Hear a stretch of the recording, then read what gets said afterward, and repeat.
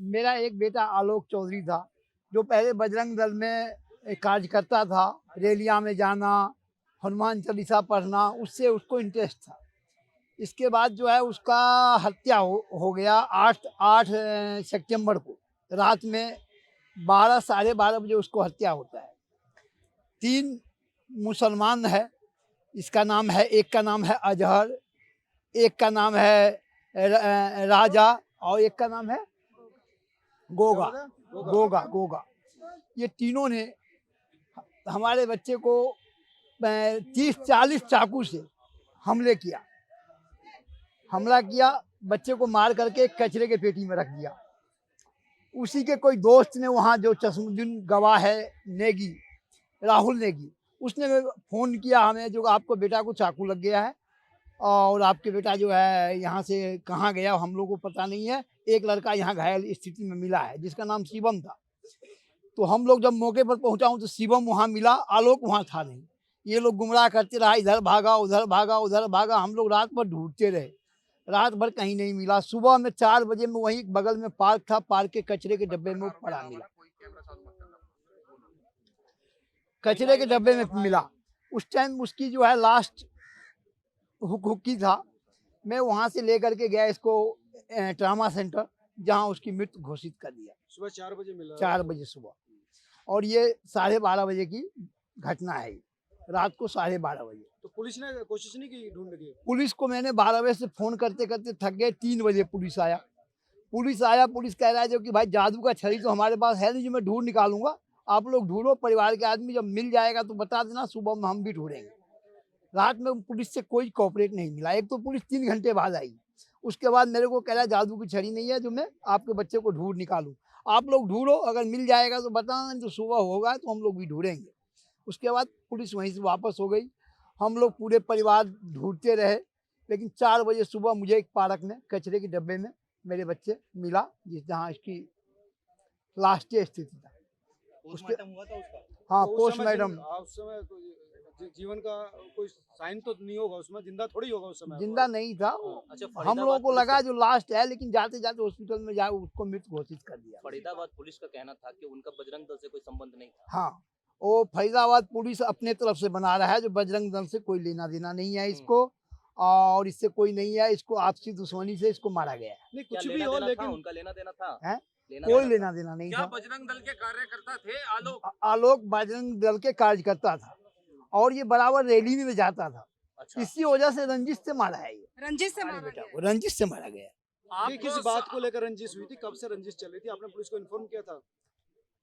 इससे पुलिस से हम लोग कंफर्म नहीं किया कि हम लोगों को पूरा ही जानकारी भी नहीं था कि ये लोग ऐसे अटैक करने वाला है। पहले, इससे पहले तू में हुआ होगा इनको, थोड़ा बहुत हुआ, कोई ज्यादा बड़ी मारपीट नहीं। नहीं, घटना की वजह क्या थी? एक व्यक्ति की हत्या कर दी और एक को अधमरा कर दिया, तो इतने पीछे कांड के पीछे वजह क्या थी? अब घटना की वजह ये जो चश्मुद्दीन है वो बता रहा है, जो उसको बाप बोला और उसने बोला जो कि बेटा बोला, उसी पर बाप बेटा बोलने पर इतना बड़ा चाकू से किसी को जान से मार देना, ये तो संभव नहीं है। लेकिन वहाँ जो चश्मुद्दीन गवाह था वो दे रहा है जो कि इसको बाप बेटा बोला, इसी पर तू में हुआ, इसी पर इसने चाकू चला दिया। किसने बाप बोला, किसने बेटा बोला? इसने जो कातिल है। अच्छा। तीनों। उन्होंने क्या कहा? उसने बेटा बोला, आपके लड़के को बेटा बोला। अच्छा। इसने बोला जो भाई तू बेटा क्यों बोल रहा है? अच्छा। तो बोला क्या कि तू मेरा बाप है, ये लोग जो कह रहा है, उसी पर इसको चाकू से गूंदना चालू कर दिया। एक जब आलोक गिर गया तो शिवम गया बचाने के लिए। शिवम के ऊपर भी चाकू 4-5 चलाया हुआ है।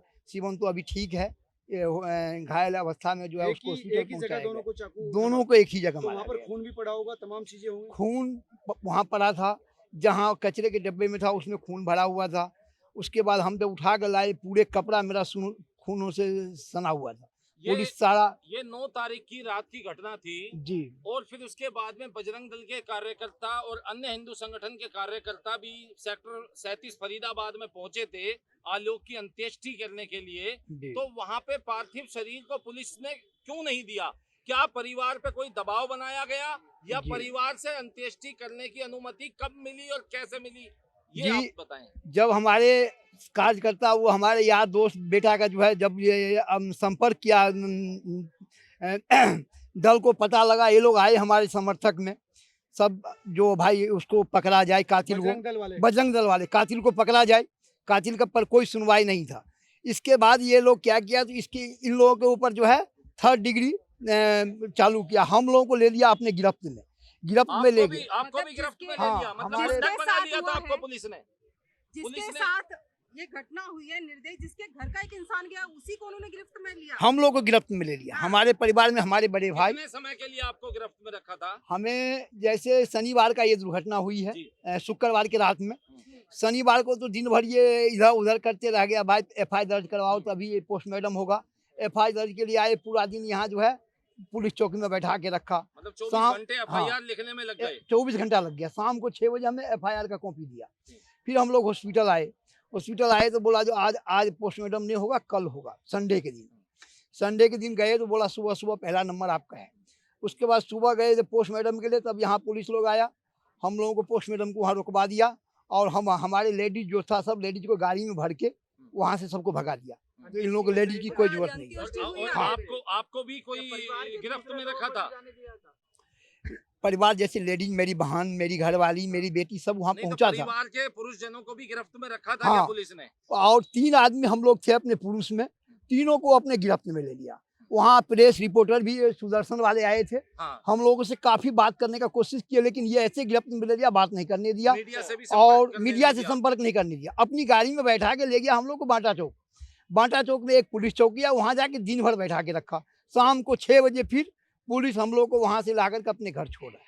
तो इस बीच पुलिस ने कोई दबाव भी आपके ऊपर बनाया हाँ। था क्या? दबाव बनाया, कोई मीडिया से बात नहीं करना है और कोई पब्लिक से बात नहीं करना है। पूरे परिवार को दबाव में डाल दिया। हमारे परिवार कोई भी मीडिया जाता था गेट पर तो ये लोग कहता था भाई हमें किसी से बात नहीं करना है, क्योंकि बोला जाए अगर आप लोग करोगे तो देश विद्रोह में आप लोग को डाल दिया जाएगा। क्योंकि G20 चल रहा था। मतलब अगर G20 चल रहा था तो एक इंसान की जो जान की कीमत है वो वहाँ की पुलिस के लिए कोई मायने नहीं, रखती। वो मायने नहीं था। हाँ। बोला जो आप लोग अगर थोड़ा सा वो करोगे, सपोर्ट करोगे उनका, अगर कोई तरह का विद्रोह हो गया तो आप लोग देशद्रोही में जाओगे। देशद्रोही, अपना बेटा हाँ। खोने के बाद हाँ। देशद्रोही की धमकी दी अपना जाती है। बेटा खोने के बाद हम लोग को धमकी दिया जो आप लोग को देशद्रोही में डाल दिया जाएगा। इसीलिए हम लोग जो है एकदम, मतलब जो है एकदम, एक तो हमारा औलाद गया था, जी। हमारा तो ऐसे भी दिमाग जो है खत्म हो गया था। नहीं, आपका इसके बाद इकलौता बेटा होता एक है। लौता बेटा गया था, हमारा दिमाग तो ऐसे काम नहीं कर रहा था। भाई लोगों को गिरफ्त में ले लिया, भाई लोग भी कुछ नहीं दिमाग काम कर रहा था। बोला ठीक है भाई रहने दो, इनको जो करना है। दूसरा दिन फिर 2, ढाई, 3 बजे हमें लाश मिला। वो भी लाश जो दिया है तो पुलिस अपने गिरफ्त में दिया है। हमारे जो 4 आदमी गया था अपनी गाड़ी में बैठा के स्मशान घाट लाया, और मेरे किसी भी परिजन, किसी रिश्तेदार को वहाँ स्मशान घाट में नहीं आने दिया। चारों बगल बैरिकेड लगा दिया, कहीं भी कोई रिश्तेदार नहीं आने दिया वहाँ। आप अंतिम थे- संस्कार में आप अपने परिवार हम के अंतिम लोग थे, आप संस्कार लोग में थे। थे। जो हम 5-6 आदमी हॉस्पिटल गए थे वही थे हम। बाहर के कोई भी अंतिम संस्कार में उसके नहीं आने अलावा कोई भी रिश्तेदार आपका शामिल नहीं दिया। नहीं होने दिया। चारों बगल बैरिकेड लगा के घेर दिया, किसको आने ही नहीं दिया। क्या है आपकी मांग, क्या चाहते अब मेरी मांग यही है, तो मेरा तो एक लौता बारिश था जो मेरा छीन लिया। बुढ़ापा का सहारा मेरा था। 2 लड़की शादी करने के लिए है। अब तो मैं अनाथ हो गया हूँ। ऐसे ही मैं यही चाहता हूँ ऐसे दरिंदे को, आज मेरे बेटा को मारा है, कल किसी और बेटे को मारेगा। और इस सब के खिलाफ बहुत पुराना जुर्म भी है कि रेप केस है, एक पर मर्डर केस है। ये जो 3 है अच्छा, आरोपी इस पर, जो है। हाँ इस पर काफी केस है। और लेकिन फरीदाबाद हाँ। पुलिस ने तो कहा है कि केवल मरने वालों पर केस थे, जिन्होंने मारा है वो तो पाक साफ थे। जो मरने वाला है, मरने वाले पर केस है। 2 मोबाइल वो खरीदा था, मोबाइल के चोरी का केस इस पे लगा रखा है। और कोई केस न कोई रेप का है, न चोरी का है, न कोई मारपीट का है। ऐसा कोई केस नहीं है। केस उसके ऊपर है मोबाइल चोरी का, तो इनके ऊपर हमारे लड़के के ऊपर। वो 2022 का है। हरियाणा में भाजपा की सरकार है। भाजपा की सरकार होते हुए अगर बजरंग दल के कार्यकर्ता इस तरह से मारे जा रहे हैं, उनकी परिवार अंत्येष्टि तक नहीं कर पा रहे हैं, पुलिस द्वारा उत्पीड़न किया जा रहा है, तो आप यहाँ क्या मांग करना चाहेंगे? हम मांग करना केंद्र चाहते सरकार हैं से? यही, जो केंद्र सरकार के ऐसे दरिंदे को खुला नहीं छोड़ा जाए, इसको फांसी की सजा दिया जाए, ताकि किसी का बेटा और अनाथ, कोई हमारे जैसे कोई और अनाथ न हो। क्योंकि मेरा एक औलाद था, मेरा बुढ़ापा का तो सहारा छीन लिया। पुलिस के रवैये को कौन पुलिस- सुधारेगा और हरियाणा पुलिस में? को रवैया को कौन संभालेगा? हरियाणा को पुलिस को ऐसी रवैया है जो किसी को गार्जियन को नहीं समझता है। किसी को बेटा चला गया और उनको अपनी G20 के लिए पड़ा हुआ था, हम लोगों को दबाया गया। हर जगह से कहीं भी हम लोग को जो है कोऑपरेट नहीं हुई पुलिस। तीनों आरोपी गिरफ्तार है ना? तीनों आरोपी गिरफ्तार है। गिरफ्तार है। क्या लगता है इंसाफ मिलेगा आपको? हमें नहीं लग रहा है जैसी रवैया है हरियाणा पुलिस की, हमें नहीं लग रहा है जो इसको 2 महीने 3 महीने बाद फिर छोड़ दिया जाएगा, रोड पे ऐसे घूमेगा फिर किसी को मर्डर करेगा। जो मरा है उस पे दिखा रहे हैं। मोबाइल तो मैंने भी खरीदा चोरी का, पुलिस ने दिखा मैंने यहाँ पे खरीदा है भाई। मोबाइल खरीदने का आरोप थे। ये आरोप हो गया। और कोई आरोप नहीं, आप उसको खंगाल सकते हैं। मतलब आरोपियों को बचाया जा हाँ रहा है वहाँ पे। हाँ, अब वो मरे हुए को निकाला जाए। अरे मरे के ऊपर कोई ऐसा केस है जो किसी को मर्डर किया हो, ऐसा केस नहीं ना है। मोबाइल किसी से खरीदा, चोरी का इल्जाम लगा दिया इसके ऊपर। आपके लिए कोई सपोर्ट में जाता है तो क्या अभी उनको दिक्कत है? हमारे सपोर्ट में अगर कोई भी जाता है उसको दबाया जाता है, क्योंकि बजरंग दल वाले हमारे सपोर्ट में आया, सबको 3rd डिग्री किया। हम लोग हॉस्पिटल में, हम लोग को जब्त में ले लिया, इन लोगों को सबको पकड़ के कार्यकर्ता को मारा गया है। सबका देखिए, आप फोटो देख सकते हैं। कार्यकर्ता थे जिनको वहाँ पे 3rd डिग्री भी दी गई थी जब ये एसटी में पहुंचे थे। हमारे सामने की सारी बात क्या है। पुलिस, हरियाणा पुलिस या दिल्ली पुलिस, कोई भी पुलिस थी वहां पर, एक तो गवाहियों को, जो गवाह होते हैं ना गवाह, उन गवाहों को कह रहे हैं डरा रहे धमका रहे हैं। इसमें 4-5 गवाह हैं, 4-5 गवाह हैं, वो लड़के हैं वहां पर अभी भी हैं, कह रहे भाई हम गवाही देंगे, हमारे सामने हुआ है। और इसके अंदर बताया जा रहा है कि 4-5 लड़के और थे। पुलिस ने क्या जांच करी है इस चीज का हमें पता नहीं है। केवल 3 बंदों के नाम लिए, तीनों बंदों को जेल इन्होंने पहुंचा दिया रिमांड लेकर के। मैं बताना चाहता हूँ कि ये सनातन धर्म के लोग अपने घरों से कब निकलोगे? ये हमें बेवकूफ समझते हैं, हमें समझते हैं ये अपना चेहरा चमकाने आ रहे हैं, हमें समझते हैं ये यूट्यूबर हैं। भैया हमारे देश के अंदर इसी भारत के अंदर मुगल आए, मुगलों ने तुम्हारी माता बहनों की इज्जत लूटी। जब बलात्कार से उनका मन नहीं भरा तो उन्होंने बीच में से 2 हिस्से कर दिए, कश्मीर। जब इसी भारत के अंदर इनकी अपनी वो चीजें पूरी नहीं होती है तो ये 35-35 टुकड़े कर देते हैं। इसी भारत के अंदर इस देश को गजवाए हिंद करने का काम करा जा रहा है। इसी भारत के अंदर आप तो हम चश्मदीद गवाह ले आए हैं, उनके माँ बापों को पुलिस कर्मियों ने बंधक बना लिया। कौन सा देश में हमारे कानून है? कौन से देश में हमारे इसी देश के अंदर संविधान है? क्या ये संविधान और कानून केवल गरीबों के लिए है कि गरीब, क्या बच्चा मरेगा वो कोर्ट जाएगा और जो मारेगा, 1 सेकंड, जो मारेगा वो कोर्ट नहीं जाएगा, उसका वकील कोर्ट जाएगा, अमीरों का। अमीरों का। ये हमारे देश के कानून की हालात है। हमारी 3rd डिग्री ली गई, 3rd डिग्री, ठीक है जी। हमें डराने धमकाने की कोशिश करी गई। आपकी क्यों ली गई? केवल हम राष्ट्रवादी का चेहरा बनने की हम लोग अपनी आवाज उठा रहे थे, इसलिए कि मुसलमान इस तरीके से हिंदुओं को मार रहे हैं, हिंदुओं के बच्चों को मार रहे हैं। भाई क्या है ये? आप वहाँ गए थे क्या? अरे बिल्कुल पहुंचे थे भाई साहब, इनको बंधक बना लिया था, बॉडी नहीं दे रहे थे, अपनी आवाज उठा रहे थे। हम लोग शांति तरीके से हम लोग एक प्रोटेस्ट कर रहे थे। उस प्रोटेस्ट में ले जाने के बाद इतनी बुरी तरीके से मारा, जैसे हम लोग को ISIS के आतंकवादी पकड़ लिया आपने। अगर आप अपनी बात कीजिए, आपको भी मारा? भाई साहब बिल्कुल मारा। सोचा कि उनके मार से हम डर जाएंगे। हमारे भगवानों को अपमानित करा। इन्होंने बोला कि मनीष सुमरती की नाजायज औलाद, किसने, क्या नाम है, पवन तोमर एक पुलिस वाला है फरीदाबाद के अंदर, ASI सब इंस्पेक्टर है। मैं थाना सराय, फरीदाबाद सेक्टर 37 थाना सराय। और सबसे बड़ी दुर्भाग्य की पत्रकार मैं आप लोगों को बता दूं, आप लोगों की नाकामी बता रहा हूँ, आप लोगों की कमजोरी बता रहा हूँ। वहां पर 2 पत्रकारों को इतनी बुरी तरीके से मारा गया, इतनी बुरी तरीके से मारा गया।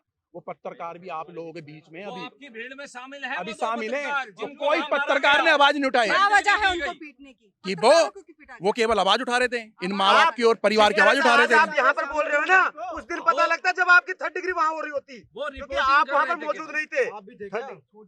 भैया सब थे वहाँ, सारे थे वहाँ हम सारे थे हम वहाँ पे, ठीक है। वहाँ पुलिस वालों ने इतनी बर्बरता की, जो पीड़ित परिवार जिनका बच्चा चला गया, भाई साहब थोड़ा सा हो जाओ, जिसकी हत्या कर दी गई, वो पीड़ित परिवार तक को बंधक बना लिया। फिर जो हम बजरंग दल के कार्यकर्ता, अन्य हिंदू संगठनों के कार्यकर्ता, साथ में कुछ सोशल मीडिया के पत्रकार और छायाकार वहां पे पहुंचे थे, उन सबको वहां जो है सराय ख्वाजा थाना है सेक्टर 37 फरीदाबाद में, वहां 25 से 30 पुलिस वालों ने, जो सिविल में भी थे और जो वर्दियों में थे, उन्होंने नेम प्लेट हटा रखी थी, उनको सबको हमको ले जाकर के वहां बंधक बना लिया, 3rd डिग्रियां दी हमको, ठीक है ना। उसके बाद एनकाउंटर तक की धमकी दी। बोला था उस पुलिस वाले ने, जिसका नाम पवन तोमर बाद में पता लगा है, उसने बोला था कि अभी तो भाजपा की सरकार है, जिस दिन वहां पे कांग्रेस की सरकार आ गई तो विजय कट्टर हिंदू और पंकज जैन इनका एनकाउंटर कर देंगे। क्या बाप का राज है? क्या दोष है? क्या दोष है विजय कट्टर हिंदू का? उसका केवल इतना दोष है